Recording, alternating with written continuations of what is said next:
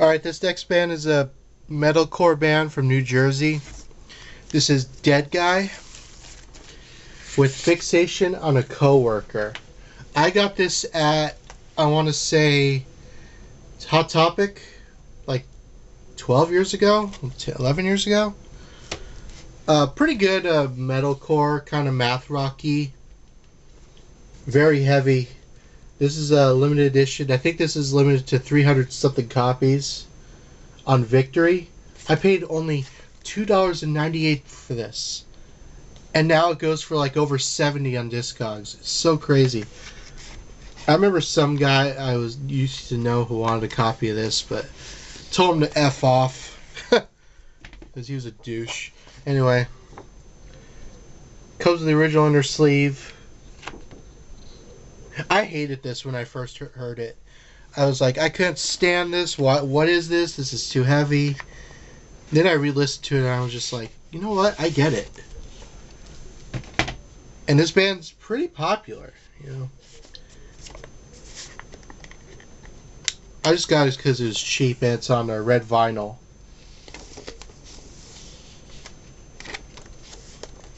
Pins and Needles, a good song. Atom Smasher, Die With Your Mask On. The Extremist is probably my favorite song from this entire album. Oh, it actually comes with a download code.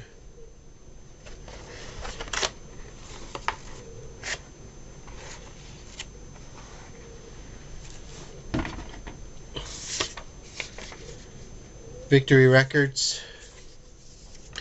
Yeah, check out Dead Guy. They were really good. I think they played a couple of reunion shows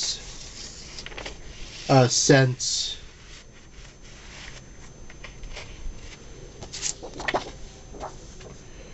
I didn't know who these guys were. You know,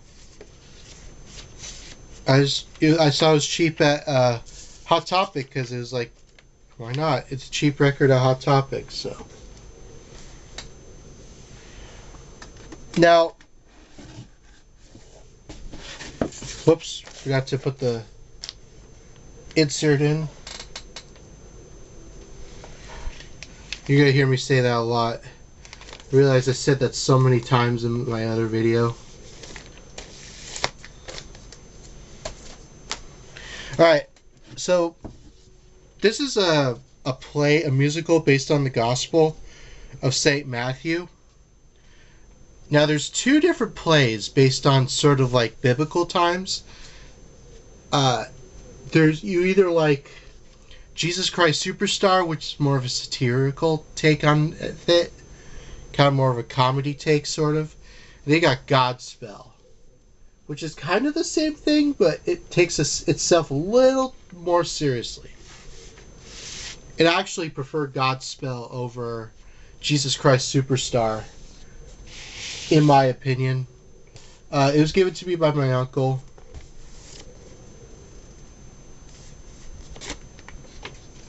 And I would love to see the Godspell play one day. Because, you know, it's really good. A Loss for You, On the Willows, Day by Day, Turn Back, O Man, Prepare Ye Way of the Lord, All Good Gifts. This is an original copy on Bell. Yeah, if you haven't actually heard of Godspell, if maybe the religious stuff kind of puts you off, but you want something actually enjoyable, maybe it's just because people haven't seen the play, and to be fair, I haven't either. I've seen a bootleg of it, the play. But I do recommend checking out Godspell. I need to go see that live one day. Then we got the two. I'll show this for Frehley's Comet albums I own on vinyl. This I got on eBay like 15 years ago. The first Frehley's Comet was sealed when I got it. This has Rock Soldiers, Breakout, Into the Night, Dolls. You know, when Ace went solo, this is what he put out, and I gotta say, his 80s stuff was actually really good.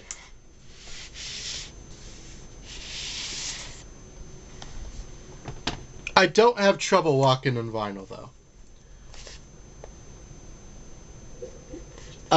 If there's one song I recommend check out from this is Rock Soldiers. Anyway, this is on Megaforce Records. On Megaforce Worldwide, which was a sub-label of Atlantic. Yeah, check out this album.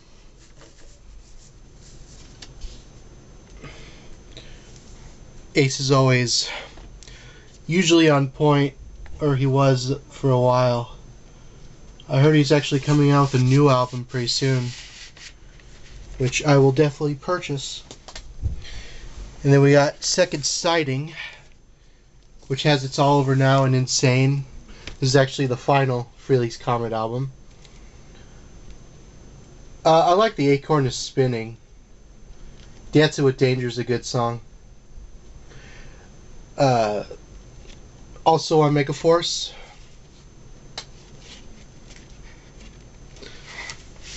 Now, something interesting about some of the pictures on this inner, I'll show that. There's the lyrics. So these pictures right here were done by Ace himself. I think it was on a computer, pre-Photoshop. Like the acorn right there. And those feet right there, like that trick, that feet trick, that's actually Eddie Trunk right there. Who, you know, if Eddie Trunk, you may know him. Radio host, he's been on a couple of things. He was a real close friend to Ace for many years. I think he still is.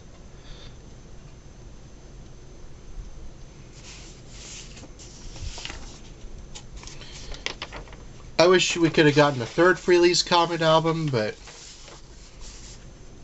I don't know, I heard there was some kind of drama that went on, and he opted to not release the third Frehley's Comet and just put out Trouble Walkin', which I still don't have a copy of. I need to get a copy of that. I think I put the records there from now on. This band just broke up. This is an original press my uncle had. REO Speedwagon. You can't tune a piano, but you can tune a piano, but you can't tune a fish. Pretty cheesy cover, but I like it. This has Blaze on Your Old Trail on Trail Again. Sing to Me. Lucky for You. REO Speedwagon, one of those great 70s bands. Of course, the lyric sheet. Insert. And this is on Epic.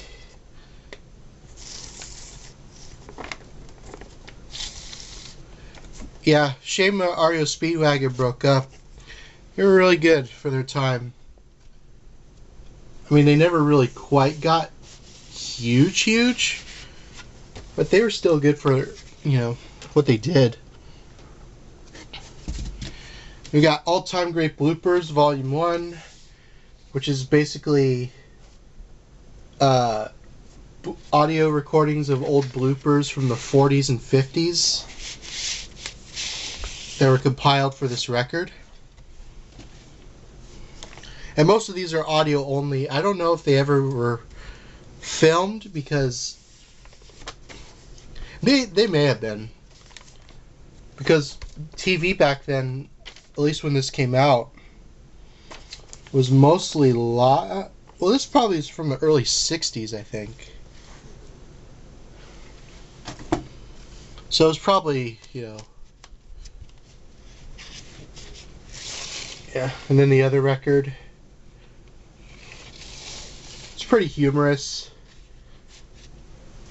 You know, it's not like too outrageous looking back, but it's just kind of like hearing a bunch of like actors mess ups, and somehow they thought it was worth putting on a vinyl, which is like, okay. I've heard better blooper stuff out there. This is Pre-Flight. This is a sort of a British garage band that was similar to like the Yardbirds and stuff like that. Kind of like British Invasion kind of stuff.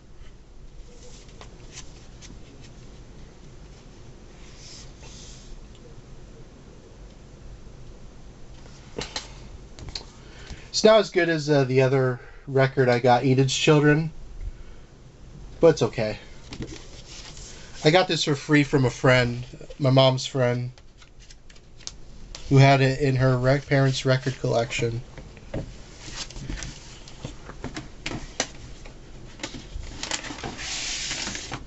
And this is, I think it's an OG UK press.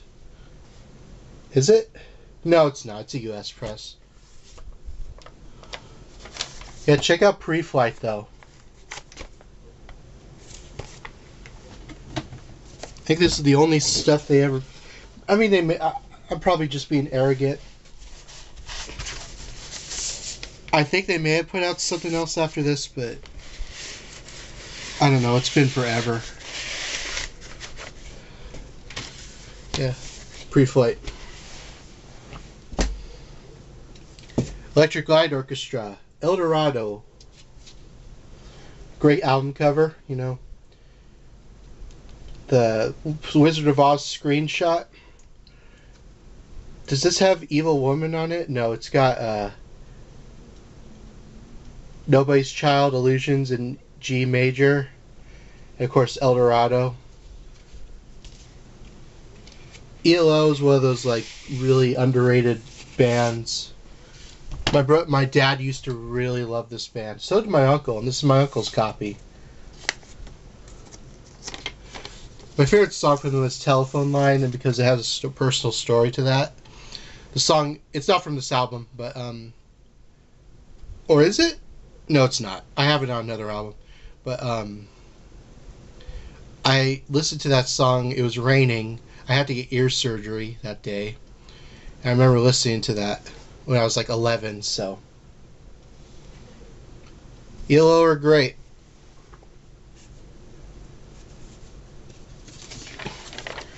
Check them out. Kind of spacey, somewhat. Kind of psychedelic. Which is what I love about these guys.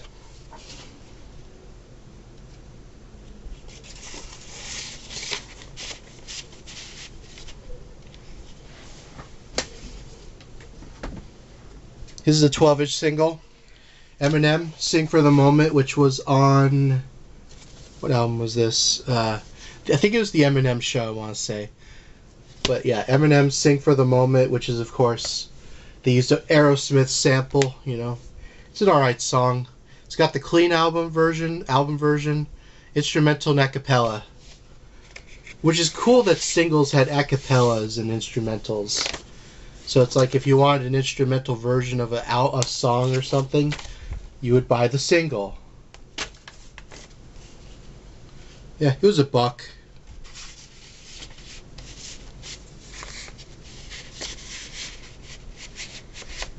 I think the Aerosmith samples are probably the best part of that song.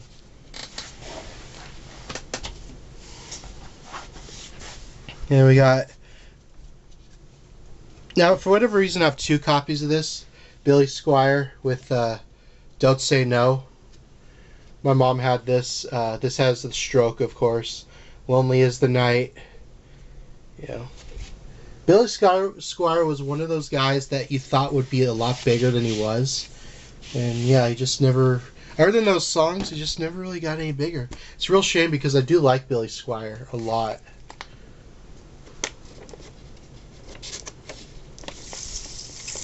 I think he's still playing live. OG 1981 press on Capitol.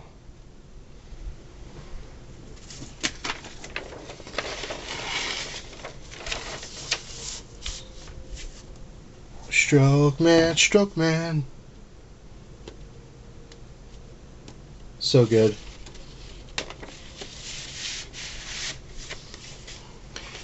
Okay, here we go. This is what I wanted to originally show.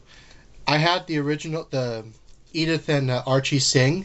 This is the original All in the Family soundtrack, which it has the theme song, but it's mostly got like samples from the first season of All in the Family. You know, which I like hearing. You know, I think All in the Family was a show that was really ahead of its time, in my opinion. And I think it's still funny to this day. Copy of this condition album is not in the greatest shape, but I don't think they'll ever repress this due to licensing and rights issues, so this is what you gotta go with. I would love to get a copy of the Sanford and Son soundtrack, but I don't know. On the Atlantic, No Ribs, God is Black, that's hilarious. All in the Family was just such an absurd show, but it was so funny.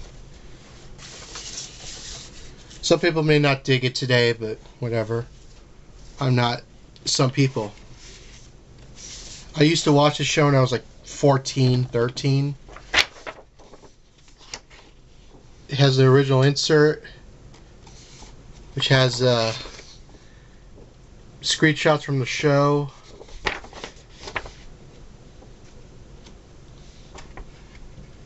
Is there a picture with,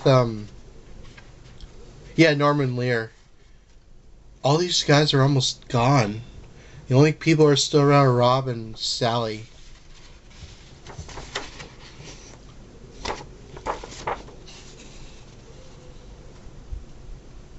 It's pretty cool seeing behind the scenes photos of the show when it was still going on. Some people would say the first season of All in the Family is probably the best. And everybody has a preference. I would have to really think about what my favorite season is.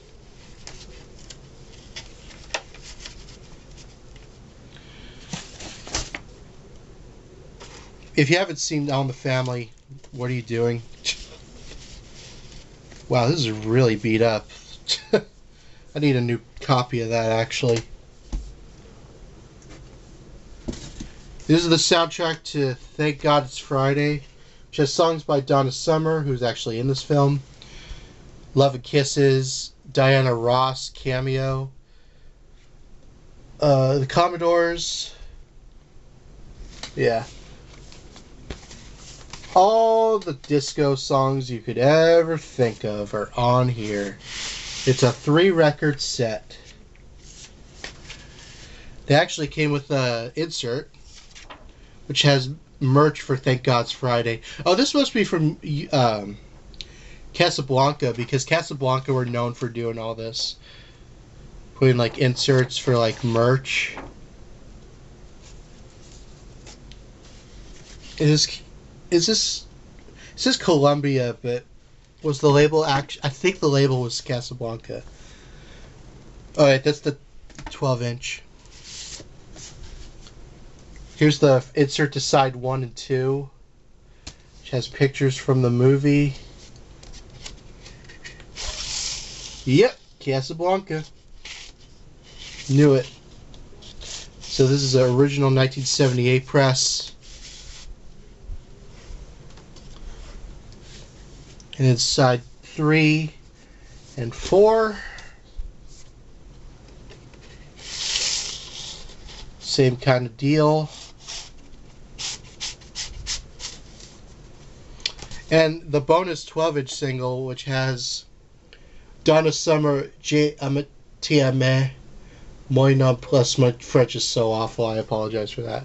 I think it's a one-sided record, too. Oh, wait. I didn't even realize that. That's Jeff Goldblum.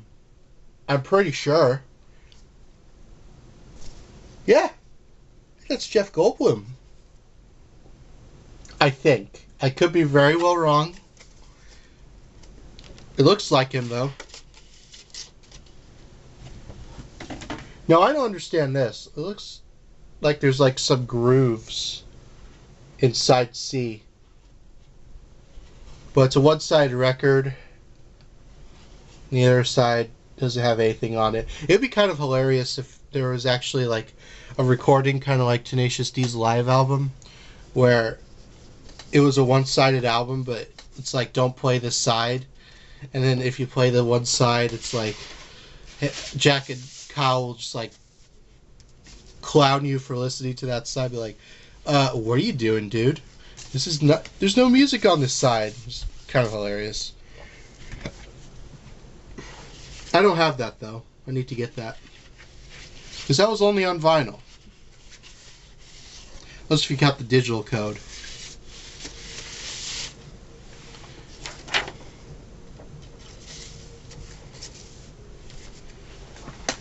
Now this is interesting. So there was an actress back in the day. Her name was Marlene Dietrich. This, I believe, is a bootleg, but it's actually pretty interesting. This is, yeah, so this is a compilation of Marlene Dietrich live, because she was also a singer. And these are recordings from 1932 to 1952. And what these are, and these are probably the earliest known examples of a bootleg recording of a live shows that I could think of.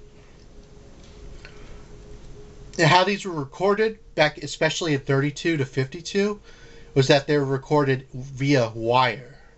Now, some people will get confused when I say that, but some people know what I'm talking about.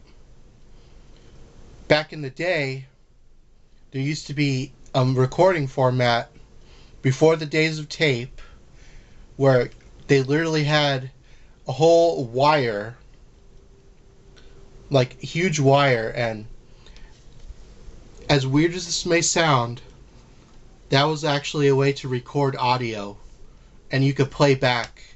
I would know because I have a family recordings via wire. I mean, people would be like, what? On a wire? I don't know exactly how it worked, but that's how these recordings were done. So they sound very, very, very, very, very rough. But it was the only way you could like get any example of a recording back then. Unless if you had a professional recording equipment or whatever. But it's got a bunch of songs. One of them has a Bing Crosby. I think some of these also may be from her films.